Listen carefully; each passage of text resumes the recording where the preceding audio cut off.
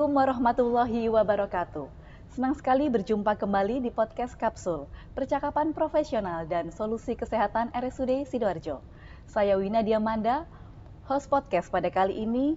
Senang sekali saya didampingi oleh salah satu dokter spesialis jantung dan pembuluh darah konsultan di RSUD Sidoarjo. Selamat pagi, selamat bergabung Dr. Umira. Selamat pagi Mbak Wina. Assalamualaikum warahmatullahi wabarakatuh. Waalaikumsalam warahmatullahi wabarakatuh. Apa kabarnya dok hari ini? Baik, alhamdulillah. Alhamdulillah baik ya dok ya. Baik, terima kasih dokter sudah meluangkan waktunya untuk sobat sehat yang ada di sini. Penyakit jantung menjadi salah satu penyebab kematian nomor 1 di dunia setiap tahunnya. Hal ini dikarenakan karena kurangnya kesadaran masyarakat untuk melakukan pengecekan jantung secara berkala dan masih buruknya gaya hidup masyarakat. Sebelum kita masuk lebih jauh dokter, untuk topik podcast kali ini yaitu deteksi dini serangan jantung dan cath lab. Yang ingin saya tanyakan dokter, bagaimana sih kita sebagai masyarakat awam itu mengetahui bahwa jantung kita dalam kondisi yang sehat? Ya, betul Mbak Wina.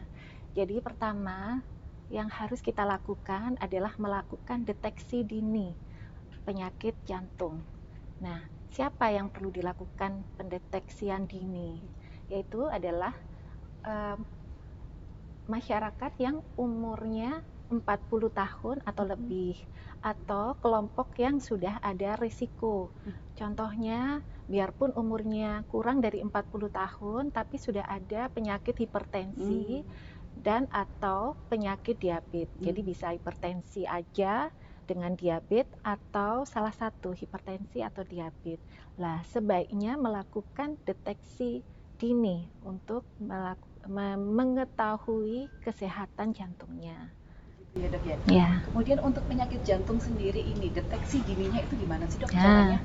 Untuk deteksi dini penyakit jantung itu adalah pemeriksaan jantung itu banyak Mbak Wina.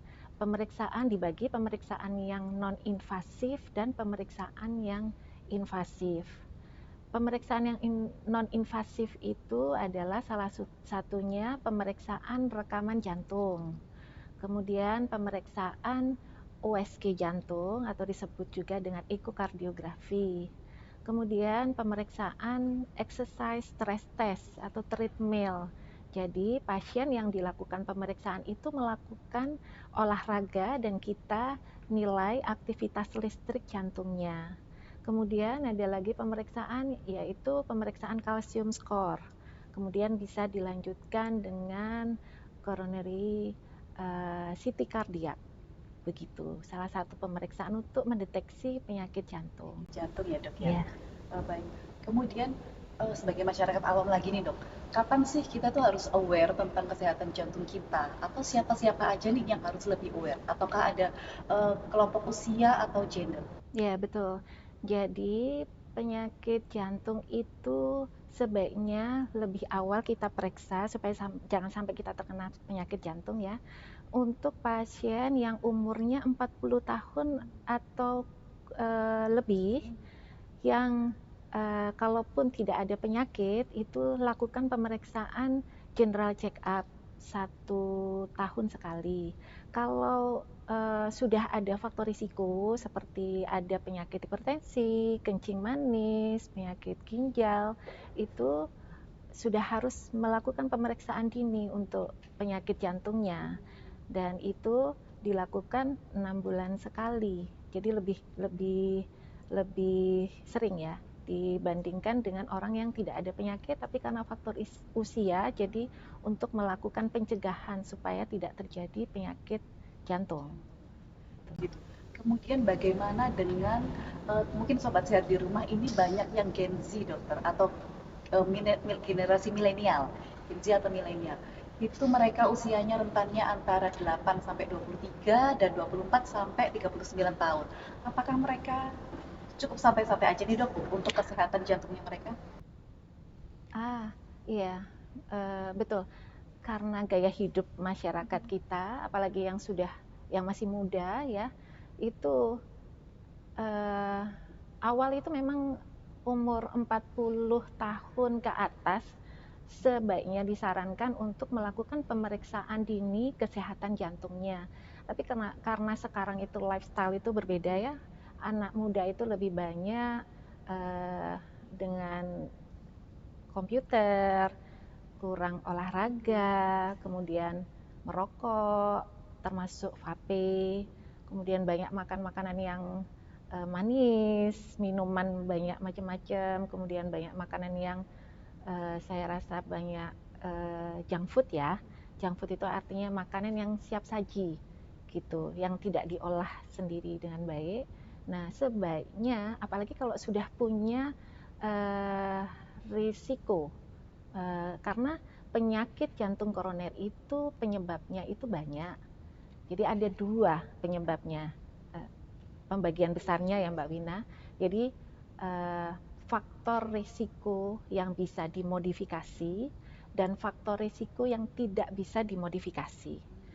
Saya mau bicara yang tidak bisa dimodifikasi. Jadi ini harus betul-betul aware, karena kalau tidak bisa dimodifikasi Harus berarti berpotensial lebih tinggi gitu ya Dok? Betul, jadi sebaiknya cek dini. Nah, yang tidak bisa dimodifikasi itu jenis kelamin. Jadi laki-laki resiko, ini saya lebih mengomongkan untuk penyakit jantung koroner ya Mbak Wina, karena penyakit jantung koroner ini ternyata di Indonesia menjadi penyebab kematian kedua setelah stroke gitu. Kalau di dunia masih penyebab kematian yang tertinggi, tadi Mbak Wina sudah sebutkan. Untuk penyakit jantung koroner, risikonya ada 2 tadi, yang bisa dimodifikasi dan yang tidak bisa dimodifikasi. Yang tidak bisa dimodifikasi itu ada nomor 1, jenis kelamin. Laki-laki risiko untuk terjadinya jantung koroner lebih tinggi dibandingkan pada wanita. Pada wanita risikonya akan sama atau lebih tinggi kalau sudah menopause, Mbak Wina. Terus kemudian kalau waktu hamil terjadi gestasional diabetes. Jadi waktu hamil ada kencing manis, terdeteksi kencing manis waktu hamil. Terus preeklamsi atau eklamsi, jadi tekanan darahnya tinggi waktu hamil, keracunan karena kehamilan. Itu resiko untuk terjadinya penyakit jantung juga lebih tinggi. Jadi tidak tergantung usianya. Kemudian penyakit dengan imunologi itu juga. Terus kemudian yang tidak bisa dimodifikasi juga adalah genetik. Genetik ini maksudnya kalau dari riwayat keluarga ada yang sakit jantung. Jadi ada riwayat di keluarga meninggal usia masih muda. Ada riwayat jantung koroner di keluarga. Ada riwayat hipertensi. Jadi secara genetik itu sudah ada. Kemudian yang faktor risiko yang bisa dimodifikasi. Jadi artinya bisa kita ubah karena bisa dicegah.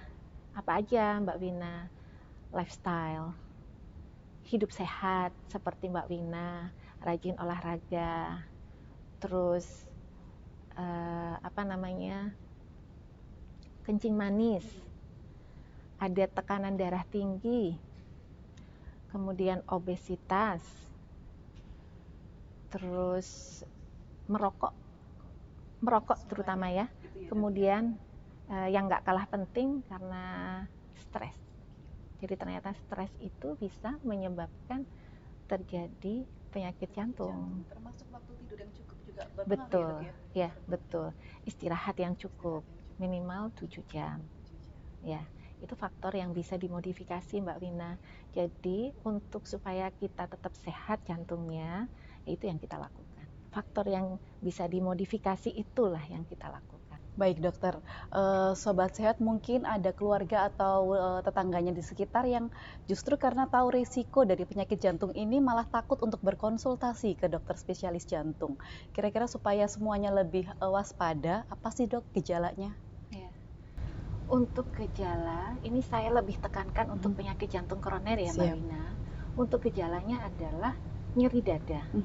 Nyeri dada yang bagaimana? Nyeri dada yang rasanya seperti tertekan, seperti ditindih benda berat, seperti diremas, bisa juga rasanya seperti tercekik, atau untuk pasien yang sudah ada kencing manis, apalagi yang gula darahnya sudah diderita sejak lama, itu sudah mulai ada gangguan di sarafnya sehingga tidak ada keluhan nyeri dada yang seperti saya sebutkan itu tadi, Mbak Wina. Keluhannya lebih ke nyeri lambung. Nyeri lambung tapi disertai juga dengan keringat dingin. Nggak enak, rasa sesak. Nah, itu sebaiknya periksakan. Nyeri dadanya bagaimana? Nyeri dadanya bisa munculnya cuma 10-15 menit, tapi dia memberat dengan aktivitas, kemudian kalau istirahat itu nyerinya berkurang, atau sudah istirahat nyerinya berkurang, kemudian kok tambah berat. Nah, itu harus dibawa berobat, diperiksakan paling enggak. Nanti kita semua dokter jantungnya di rumah sakit itu akan memeriksakan semuanya, termasuk rekaman jantung, foto torak, foto dada, kemudian di eko, diperiksakan laboratnya untuk melihat ini apakah nyeri dadanya ini nyeri dada penyakit jantung koroner atau nyeri dada akibat sebab yang lain. Begitu. Jadi screeningnya tadi yang sudah dokter sebutkan itu, Dok, ya, 3 itu tadi ya, Dok ya. Baik, termasuk treadmill itu juga termasuk screening ya, Dok? Treadmill itu juga bagian dari screening. Bagian dari screening. Baik. Kemudian dari selain penyakit jantung koroner ini, Dok, yang menjadi penyebab kematian nomor 2, apalagi sih, Dok, jenis-jenis penyakit jantung yang harus diwaspadai sobat sehat? Penyakit jantung itu banyak. Ada penyakit jantung koroner yang tadi sudah saya jelaskan ya, Mbak Wina. Penyakit jantung hipertensi, penyakit jantung gangguan irama, penyakit jantung bawaan. Jadi memang dari kecil itu sudah ada penyakit jantungnya. Kemudian penyakit jantung katup. Terus penyakit jantung karena gangguan imunologi. Penyakit jantung akibat komplikasi dari kencing manis. Baik, dari semua penyakit jantung yang dokter sebutkan, apakah di RSUD Sidoarjo itu sudah bisa melakukan screeningnya, Dok? Untuk penyakit jantung kita bisa di Sidoarjo sudah bisa melakukan screening. Untuk koroner kita lengkap.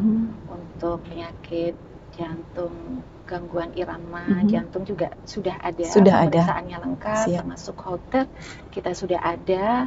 Kemudian untuk penyakit jantung kongenital, penyakit katup kita juga sudah bisa melakukan screening, termasuk CT kardiak juga sudah. Untuk pemeriksaan deteksi penyakit jantung di Rumah Sakit Umum Sidoarjo itu sudah lengkap. Sudah lengkap ya. Jadi untuk pemeriksaan atau screening jenis-jenis penyakit jantung, sobat sehat jangan ragu lagi untuk berkonsultasi ke spesialis jantung karena di RSUD Sidoarjo kita sudah lengkap untuk screeningnya.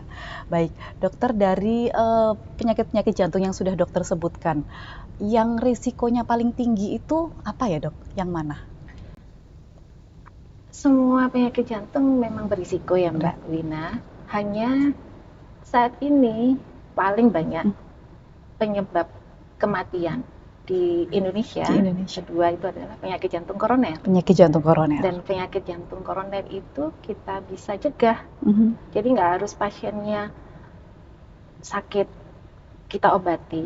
Sebaiknya kita melakukan pencegahan. Dan itu bisa dilakukan sendiri, yang tadi faktor risiko yang bisa dimodifikasi, dan deteksi dini untuk mencegah supaya tidak sakit jantung koroner terutama. Jadi jangan ragu untuk melakukan pemeriksaan deteksi dini ke Rumah Sakit Umum Sidoarjo untuk pasien biarpun tidak ada keluhan tapi yang usianya 40 tahun atau lebih, atau untuk pasien yang di bawah 40 tahun tapi sudah ada faktor risikonya.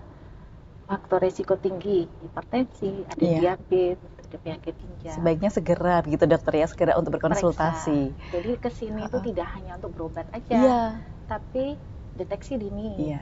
Jadi ke rumah sakit, sobat sehat, jangan ke rumah sakit menunggu sakit ya. Jadi ke rumah sakit supaya tidak sakit, begitu ya, Dok ya?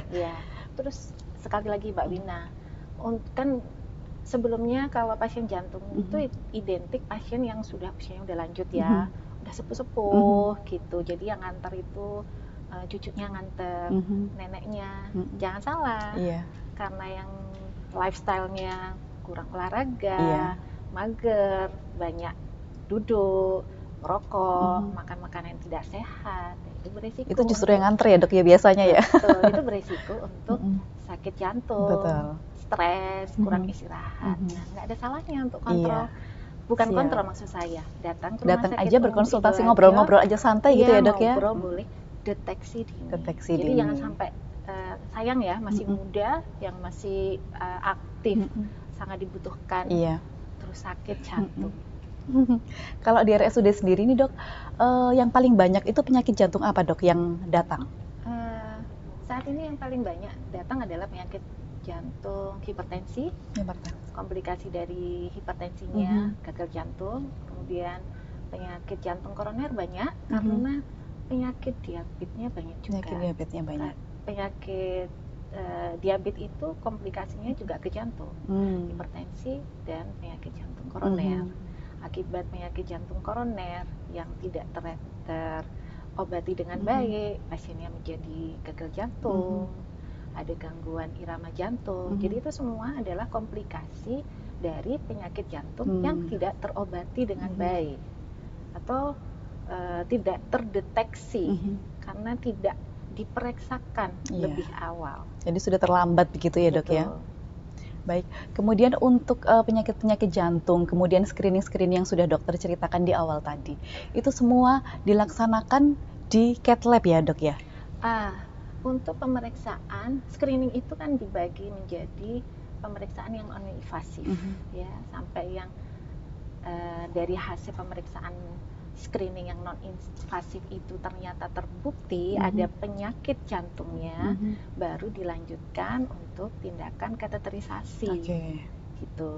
Jadi yang pemeriksaan non-invasif itu tidak dilakukan di cath lab, tapi kalau echo, EKG, kemudian exercise stress test, treadmill itu ada ruangannya sendiri. Itu nama ruangannya apa dok? Ruangannya ya untuk pemeriksaan. Atau medical check up itu? Bukan. Di medical check up kita ada. Jadi di sana ada EKG, ada echo, ada treadmill. Bisa dilakukan di medical check up. Siap. Kalau untuk pemeriksaan di jantung sendiri ada ruangan praktek. Dokter spesialis jantung dan pembuluh darah itu di ruangannya juga ada treadmill, ada EKG, dan ada echo. Itu nanti untuk sobat sehat yang ingin treadmill dan segala macam itu nanti mendapatkan pengantar begitu. Betul. Begitu ya dok. Jadi datang dulu ke dokter jantung, periksa. Nanti dari dokter jantungnya akan menyarankan perlu dilakukan pemeriksaan apa saja. Nanti kalau sudah dilakukan pemeriksaan non-invasifnya itu sudah dilakukan semua dan terbukti ternyata ada penyakit jantung, nanti dari dokter jantungnya akan menyarankan pemeriksaan selanjutnya apa yang dilakukan. Kalau memang perlu dilanjutkan dengan pemeriksaan yang invasif, salah satunya adalah kateterisasi, pasien akan dianjurkan untuk tindakan kateterisasi. Gitu. Kateterisasi yang tadi disampaikan di awal di cath lab gitu ya dok ya? Betul, itu pemeriksaannya dilakukan di ruang kateterisasi atau cath lab. Kenapa ruangannya tersendiri? Karena untuk kateterisasi itu memerlukan radiasi. Jadi ruangannya didesain khusus supaya aman untuk pasien keluarganya dan untuk operator, untuk sekitarnya aman. Jadi ada sendiri, nggak bisa kalau di ruangan yang tidak ada TB, timbalnya. Kemudian untuk kateterisasi nih dokter, seringkali kita mendengar kateterisasi, seringkali kita mendengar cath lab. Kayaknya ngeri ya dok ya, apakah di kateterisasi ataukah di cath lab itu dilakukan pembedahan atau operasi dok? Betul Mbak Wina, banyak orang takut kalau sudah dokter jantung yang ngomong, Pak, Ibu, ini Bapak perlu dilakukan tindakan kateterisasi. Nggak mau dok, saya nggak mau nanti dibedah. Jadi kateterisasi itu bukan pembedahan, tapi adalah melakukan tindakan yang memasukkan kateter, Mbak Wina. Kateternya itu kecil, panjang, dan elastis. Jadi dia itu diameternya kecil sekali, 1,7 mili sampai Seperti 2 jarum mili. begitu? Kateter itu bentuknya panjang kayak spaghetti rambut, Mbak Wina. Oke. Jadi yang kecil Iya. itu. Nah, nanti akan bisa dilakukan pembiusannya lokal atau general, itu sesuai dengan kebutuhan. Oke. Nah, untuk lebih jelasnya lagi ya, kateterisasi itu pasien bisa sadar tergantung dari kebutuhannya, apa yang diperiksa. Terus kateterisasi itu tidak hanya koroner, karena kateterisasi itu ada dua, kateterisasi jantung kiri dan kateterisasi jantung kanan. Kateterisasi itu bisa melihat kelainan jantung lebih detail lagi, sehingga kita bisa menentukan terapi selanjutnya bagaimana. Untuk kateterisasi jantung koroner itu tidak dilakukan pembiusan total, jadi dilakukan lokal pembiusan lewat aksesnya itu pembuluh darah, arteri, bisa di pelipatan paha atau di tangan. Jadi supaya nggak sakit juga, selain bius lokal diberi obat suntik bius lokal itu, Mbak Vina, diberi juga ada obat salep yang meredakan nyeri. Jadi dioleskan dulu sebelumnya. Jadi waktu di bius pun itu nggak sakit waktu ditusuk. Sakitnya itu seperti kalau semut gigit sampai ya sakitnya seperti itu. Kalau dibilang nggak sakit sama sekali, nah mungkin ya, kalau diambil darah kan juga sakit. Nah prosesnya itu sama seperti kalau dipasang infus, sama. Nanti setelah terpasang, itu alat yang saya bilang tadi, kateter panjang, dia kayak spaghetti rambut gitu, ukurannya 1,7 sampai 2 mili, itu masuk ke pembuluh darah. Ini untuk koroner ya, pembuluh darah sampai ke aorta, pembuluh darah yang besar. Kemudian kateternya itu untuk melihat pembuluh darah koronernya sampai ke lubang pembuluh darah koroner, itu cabangnya dari pembuluh darah besar. Nah, itu disemprot pewarnanya itu kontras. Nah, dari situ nanti akan direkam dengan radiasi. Nanti akan kelihatan, oh pembuluh darah koronernya ini bagaimana. Itu diagnostiknya untuk melihat. Nah, setelah tahu hasil gambarnya, baru akan menentukan tindakan selanjutnya. Ini perlu dilakukan tindakan lebih lanjut atau tidak. Nah, saat itu pasien akan diberitahu. Jadi sebelum dokter jantungnya melakukan tindakan lebih lanjut untuk terapi, hasil awal itu akan diberitahu. Pembuluh darah koronernya begini. Begitu. Baik, di sini sudah lebih jelas ya Sobat Sehat. Jadi cath lab ini bisa dibilang ruangannya begitu dokter ya? Ruangannya untuk melakukan jenis-jenis layanan untuk jantung. Dan di cath lab ini kateterisasi dilakukan itu dengan memasukkan kateter tadi yang sudah dijelaskan, tidak ada pembedahan, tidak ada operasi besar begitu dokter ya. Dan pasien bisa dibius lokal. Jadi pasien bisa tetap sadar begitu. Jadi tidak seperti semengerikan yang dibayangkan begitu dokter ya. Nanti waktu tindakan itu pasien tuh bisa request Mbak Wina. Dok, saya daripada tegang, saya mau lagu dangdutan. Boleh request lagu, luar biasa. Mau request saya lagu yang melo dok, boleh. Gitu dokter. Jadi supaya pasien itu santai. Terus nanti waktu tindakan kita akan beritahu alatnya ini, yang detektornya itu dia akan gerak-gerak gitu Mbak Vina. Boleh, kalau pusing boleh merem sambil dengarkan musik, boleh. Tapi saat tindakan tidak boleh tidur. Sesantai itu ya dok ya, ternyata ngeri-ngerinya itu kayaknya cuma yang dibayangkan Sobat Sehat aja ya. Terus karena ini kan lokal ya Mbak Vina, jadi nggak yang seperti mau operasi besar. Puasa, tapi boleh minum. Jadi maksudnya supaya waktu tindakan itu perut nggak penuh. Kalau perut penuh nanti risiko untuk kalau mual, bisa muntah segala macam, komplikasinya lebih ada. Jadi sebelum tindakan untuk persiapannya, pasien mesti harus rawat inap dulu, Mbak Wina. Kalau kita tindakannya pagi, kalau pasien yang baru datang kan lebih repot ya, pasti lari-lari terus ini kan nggak nyaman ya. Kalau di Rumah Sakit Umum Sidoarjo, kalau mau dilakukan tindakan kateterisasi, belum tentu itu diterapi ya. Dilihat dulu Mbak Wina, digambar dulu hasil koronernya baru apa. Kalau hasilnya sudah ada, baru dilakukan tindakan lebih lanjut. Pasien dilakukan rawat inap dulu. Sebelum rawat inap ada persiapan. Rawat inapnya berapa lama, Dok? Rawat inap kalau pasien itu hanya digambar aja ya, Mbak Wina.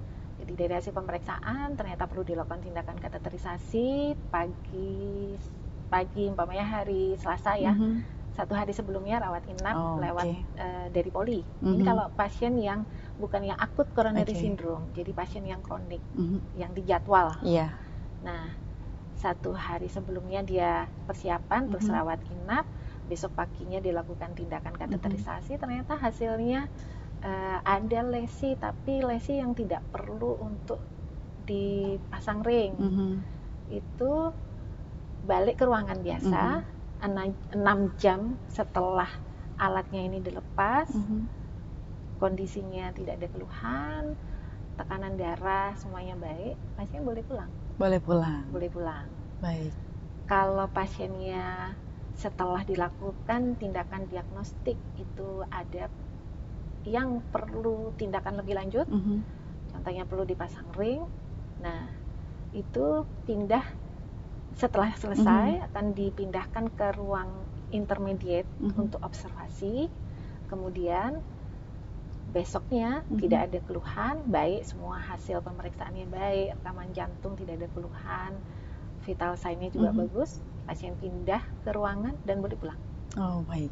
Jadi maksimal kalau untuk pasien yang terjadwal elektif itu kalau tidak ada komplikasi 3 hari 2 malam kalau mendapatkan terapi stenting.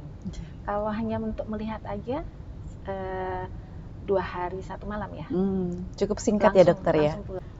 Baik dokter, untuk kateterisasi jantung ini kapan sih dok diperlukan?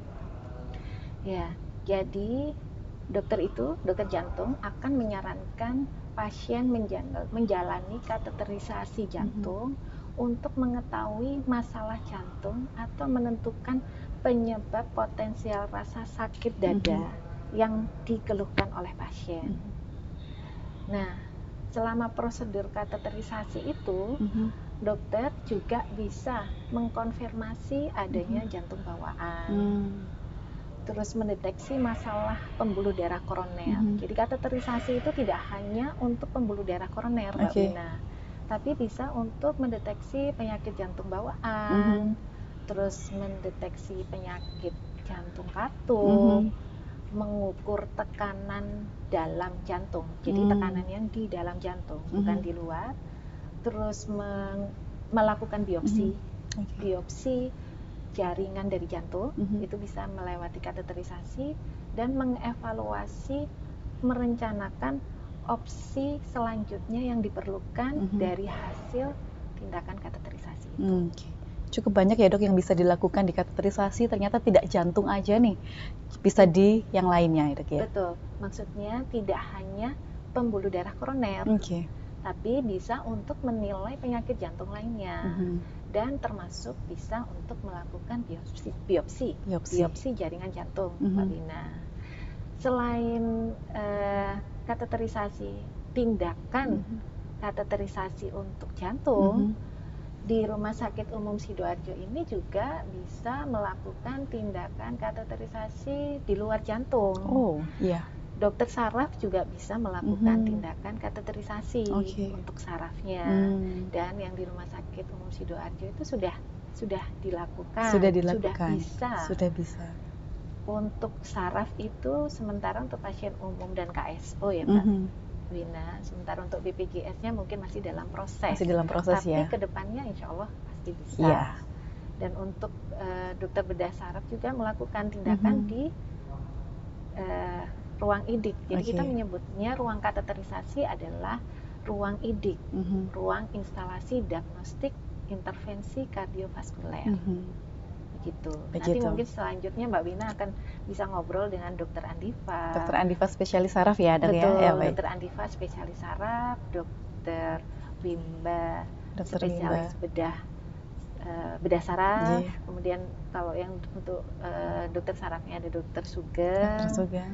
terus Dokter Bagus. Nanti ada lanjutan.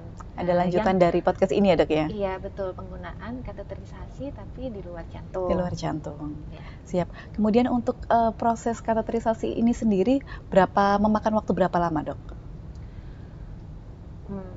Untuk proses kateterisasi persiapan nggih, Mbak Wina ya. Jadi kalau pasien mau dilakukan tindakan kateterisasi itu mesti harus bagaimana ya? Ini untuk pasien yang elektif, maksudnya yang pasien yang dijadwal. Kalau untuk pasien yang sedang serangan jantung akut, itu pasiennya tidak ada persiapan. Jadi kalau sudah ada indikasi memang perlu dilakukan tindakan kateterisasi, namanya primary PCI, primary percutaneous coronary intervensi. Itu adalah salah satu pengobatan untuk pasien yang serangan akut jantung koroner.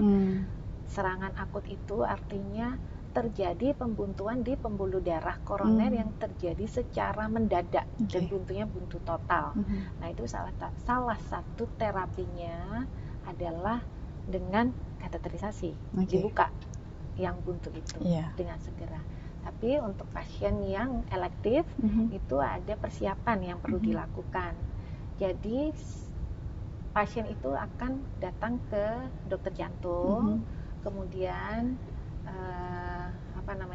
sebelum tindakan kateterisasi akan dipersiapkan dulu, laboratnya akan diperiksa karena pasiennya nanti akan menggunakan kontras, jadi perlu hasil pemeriksaan fungsi ginjalnya kita tahu yang baik. Terus kalau ada dia kencing manis, gula darahnya terkontrol saat tindakan, gula darahnya tidak tinggi. Karena kalau gula darah yang tinggi akan berisiko resiko komplikasi saat tindakan juga besar. Terus kemudian laborat sudah, hasil pemeriksaan screening yang non invasifnya itu sudah disertakan semua, dan inform consent, persetujuan untuk dilakukan tindakan dari pasien. Karena itu kalau mau dilakukan tindakan kateterisasi harus ada keluarga, Mbak Wina. Harus ada pendampingnya, Dok ya? Harus ada pendampingnya, nggak bisa pasien itu datang sendiri terus nanti kateterisasi sendiri. Karena kita tidak bisa melakukan tindakan invasif lebih lanjut untuk pasien yang tidak ada keluarga. Karena membutuhkan persetujuan atau inform consent tadi ya, Dok ya? Betul. Dan saat tindakan keluarga juga mendampingi. Maksud saya tidak mendampingi saat tindakan di sebelahnya ya, karena kan nanti dengan radiasi, nanti keluarganya kena radiasi. Tapi ada di luar, di ruang tunggu begitu ya, Dok ya? Betul. Yang nantinya setelah selesai dilakukan tindakan diagnostik, keluarga itu kita panggil dan dijelaskan hasilnya. Terus persiapannya itu ya, Mbak Wina. Terus kemudian prosedurnya itu adalah, ini saya lebih menekankan untuk prosedur kateterisasi penyakit jantung koroner. Jadi pasien itu bius lokal, tidak yang seperti operasi di bius total itu enggak. Makanya persiapannya tidak panjang seperti kalau pasien bius total. Terus aksesnya lewat mana? Jalan masuknya, selangnya itu lewat mana? Lewat pembuluh darah di tangan atau lewat pembuluh darah di pelipatan paha. Terus alatnya itu seperti apa? Alatnya itu kecil, Mbak Wina. Kateter kecil, ukurannya itu 1,7 mili sampai 2 mili. Jadi kecil sekali ya. Seperti elastik dia. Jadi lunak elastik itu seperti spaghetti rambut, jadi kecil sekali. Nanti setelah kita pasang alat untuk masuknya kateter itu akan dimasukkan ke pembuluh darah, arteri kalau koroner. Jadi kateterisasi itu bisa masuk alatnya lewat pembuluh darah, arteri atau vena, tergantung pemeriksaan apa yang kita butuhkan untuk tindakan apa gitu. Kalau untuk koroner jantung koroner lewat pembuluh darah arteri sampai ke pembuluh darah aorta. Lah di situ itu ada lubang dalam bahasa Latin itu ostium pembuluh darah koroner. Jadi pembuluh darah koroner itu pembuluh darah cabang langsung dari pembuluh darah besar aorta. Pembuluh darah koroner itu apa? Pembuluh darah koroner itu adalah pembuluh darah yang memberi makan jantung, memberi darah dan oksigen untuk jantung. Cabang langsung dari pembuluh darah aorta. Nah, sampai di lubangnya itu aja kateternya itu Mbak Wina, terus disemprot pewarna. Pewarna ini supaya nanti kalau disinar dengan radiasi sinar X itu kelihatan pembuluh darahnya. Cairannya itu adalah kontras. Setelah itu kelihatan pembuluh darah koroner dan kita bisa menentukan terapi selanjutnya apa. Perlu terapi lebih lanjut atau cukup hanya diagnostik aja. Artinya pembuluh darahnya mungkin koronernya ada tapi yang tidak perlu yang dipasang ring, atau ada kelainan jadi pembuluh darah koronernya itu normal, hanya dia letaknya itu lebih masuk ke dalam di otot sehingga waktu ototnya bergerak memompa dia kegencet. Jadi kesannya seperti ada buntu, tapi sebetulnya enggak karena dia kegencet saja. Nah itu tidak perlu yang untuk dipasang ring. Hanya didiagnosis di awal aja dok ya. Baik, kemudian dokter dari penjelasan dokter tadi di mana untuk proses kateterisasi itu dilakukan minim sayatan dengan dimasukkan selang kateter tadi ya, itu untuk proses recovery-nya itu di berapa hari ya dokter ya? Ataukah pasien boleh langsung pulang nih? Ataukah harus bermalam dulu satu? Jadi kalau koroner ya Mbak Wina, saya nggak pakai pisau. Nggak ada sayatan. Nggak ada sayatan. Seperti kalau dipasang infus atau diambil darah. Jadi cuma pakai jarum aja. Tidak ada sayatan. Beda kalau operasi. Kalau tindakannya itu hanya melihat ya Mbak Wina, tidak perlu yang dipasang ring, tidak ada, dan pasiennya baik-baik aja, tidak ada keluhan, hemodinamik, tekanan darah, nadi, denyut jantungnya baik, itu tidak perlu rawat inap lebih lanjut. Jadi setelah dilakukan tindakan kita pindahkan ke ruangan biasa lagi, balik ke ruangan biasa. Nanti 6 jam setelah alatnya dilepas. Jadi waktu di cath lab itu kalau cuma melihat aja alatnya langsung dilepas Mbak Wina. Nah sampai di ruangan diobservasi 6 jam, tidak ada keluhan, baik, pasiennya boleh pulang. Boleh pulang dengan beraktivitas seperti biasa dokter. Kalau lewat pembuluh darah tangan, selama 1 hari itu tangan kanan ya Mbak Wina. Jadi nanti pasiennya agak manja sedikit ya. Waktu makan disuapin. Terus tidak boleh yang tangannya itu pakai begini. Mengangkat beban berat juga nggak bisa dok? Kayak kalau perempuan ngulek. Ngulek. Mungkin kalau laki-laki itu naik sepeda motor. Itu juga nggak bisa. Ya. Karena ini kan tadi bekas dipasang alatnya. Khawatirnya kalau terlalu banyak begini bengkak dia. Nanti bisa ada muncul lagi ada darahnya. Gitu. Jadi sementara diistirahatkan dulu, nggak yang dipakai ini. Tidak ngangkat berat. 1 hari aja. 1 hari. Nanti 2-3 hari sudah boleh bergerak. Boleh bergerak, boleh ngangkat yang ringan, nggak yang lebih dari 4-5 kilo. Kalau untuk tangan ya Mbak Wina. Kalau untuk yang kaki kan bisa juga kalau pembuluh darah di sini kecil atau waktu dilakukan tindakan terus pembuluh darahnya mengkerut dia karena biasanya pada perempuan karena tegang gitu dia mengecil. Kita lewat pembuluh darah pelipatan paha itu lebih besar. Nah kalau umpamanya sering ya Mbak Wina terus ada kayak biru gitu ya, takut atau agak nyeri gitu, jangan takut, nggak apa-apa, kompres aja sama es. Sama di tangan juga gitu, kompres es, jadi nggak pakai air hangat, dikompres es terus nanti dia akan hilang, nggak usah khawatir.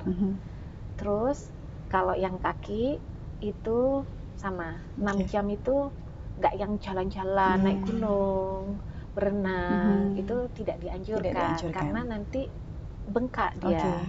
Jadi istirahat dulu. Istirahat dulu ya. 1 hari itu boleh jalan ke kamar mandi boleh, tapi nggak yang lari-lari. Terus main sepak bola, gitu ya. Terus berenang, sebaiknya enggak. Nanti setelah 2-3 hari aktivitas seperti biasa. Baik. Sobat sehat tidak perlu, ini semua cukup aman ya dokter ya, jadi tidak perlu ragu, tidak perlu takut untuk berkonsultasi jika sobat sehat atau keluarga sobat sehat dirasa memiliki indikasi mengenai penyakit jantung atau kateterisasi, begitu ya dokter ya. Baik dokter, untuk jadwal konsul dokter Umira di poli eksekutif maupun di poli spesialis ada di hari dan jam berapa aja dokter? Untuk saya, jadi dokter jantung di sini ini ada 5 ya Mbak Wina ya. Ada 5. Selain saya dokter Umira, ada dokter Hairudi, dokter Arif Bowo, dokter Sani, dokter Angela Betty. Nah, setiap hari di poli eksekutif maupun di poli jantung yang biasa itu selalu ada dokternya. Kita ada yang jadwal malam. Jadwal malam itu ada Mbak Bina sampai jam 9 ya di poli eksekutif. Biasanya yang paling ditunggu-tunggu nih dok, jadwal malam. Nanti dengan perjanjian begitu dokter? Jadi sudah nanti sudah ada ya? Share ya. Apa namanya jadwalnya. Untuk jadwal yang malam ya dokter ya? Jadwal malam atau jadwal pagi, pagi, siang, malam itu ada Mbak Bina. Ada ya. Kalau yang di poli eksekutif itu malam itu sampai jam 9. Tapi kalau yang di poli yang biasa itu sampai selesai kita. Sampai selesai. Sesuai dengan loketnya. Loketnya tutup hari biasa jam 1 insya Allah ya.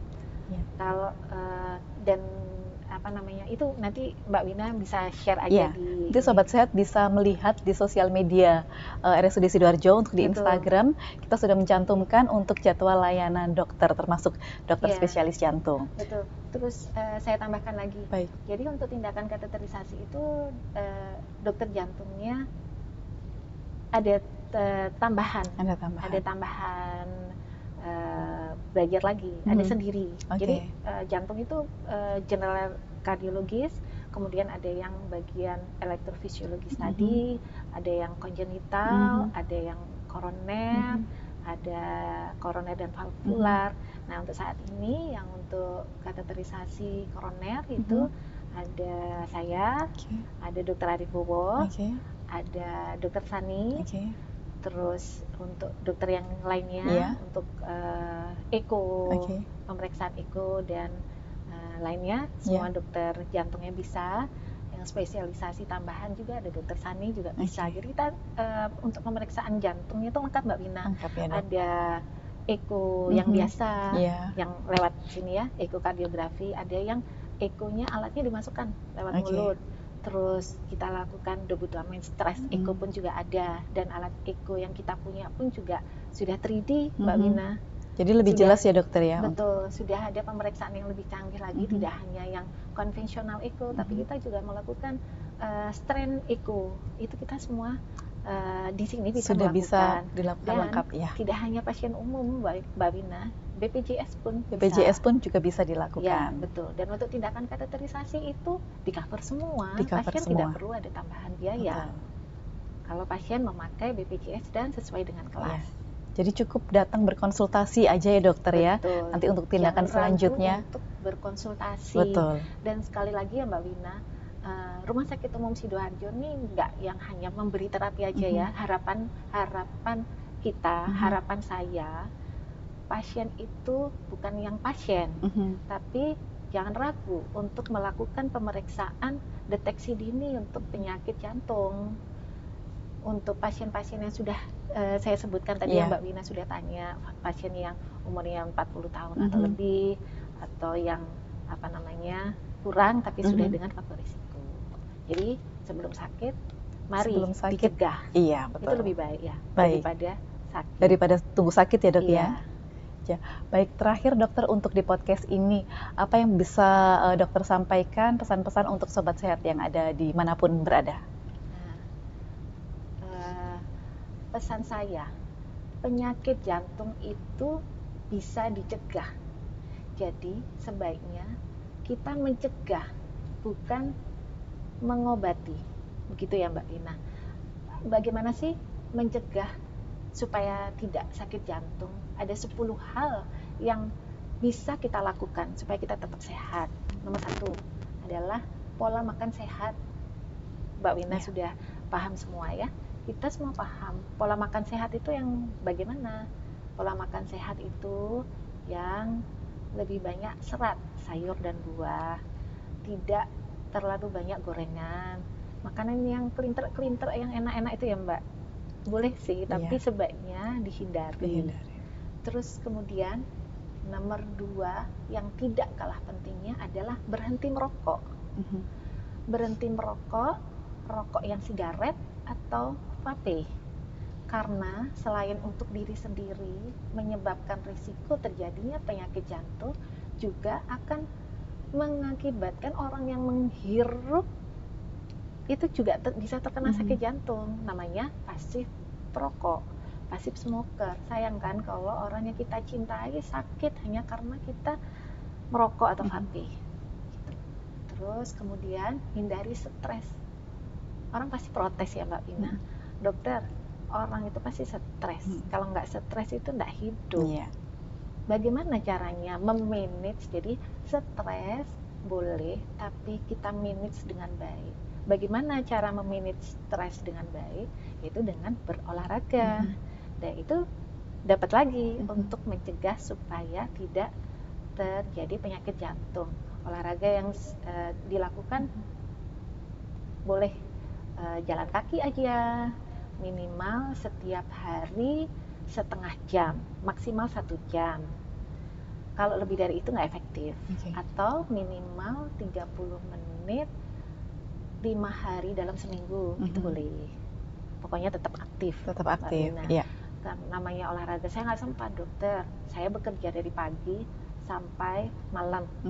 Sekarang banyak ya di YouTube cara olahraga yang mungkin dengan ada ini yang diisi air 500 kilo kan lumayan untuk gerak, ini tangan, terus kaki, bisa ada banyak di YouTube itu ada banyak supaya kita tetap aktif. Kayak Mbak Wina ini rajin olahraga. Terus kemudian tidur yang cukup minimal 7 jam. Ya, maksimal boleh 8 jam boleh, lebih juga tidak terlalu baik ya. 7-8 jam. Kemudian kalau memang sudah ada tekanan darah tinggi, itu sebaiknya dikontrol. Terus kontrol rutin, minum obat, hindari yang menyebabkan itu tadi hidup sehat ya. Hindari yang menyebabkan tekanan darahnya menjadi tinggi. Terus minum obat teratur, kontrol rutin, terus melakukan pemeriksaan 6 bulan sekali untuk laboratnya. Ya. Terus kemudian pertahankan berat badan. Berat badan itu dipertahankan ideal. Kalau sudah gemuk jangan ditambah. Kalau bisa tetap aja. Gimana cara mempertahankan berat badan supaya tetap ideal? Sekali lagi, tidur cukup, istirahat cukup, olahraga dan makan yang diatur. Kemudian minum obat yang sudah diresepkan untuk yang sudah sakit. Terus kenali penyakit jantung koroner untuk mendeteksi. Jadi apa sih keluhan yang tadi Mbak Wina, nyeri dada biarpun sepele ya. Termasuk jantung berdebar itu juga bisa ya dok ya? Bisa. Tapi kalau berdebarnya mau ketemu pacar bukan dok ya?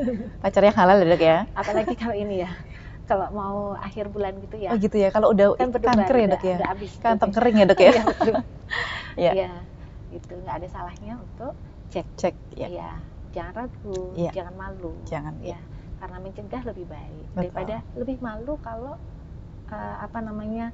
karena kita nggak mencegah, nggak mendeteksi, udah sakit tapi ditahan-tahan, terus nggak mau berobat, lah itu malu harusnya. Ya. Kemudian lakukan rutin medical check up.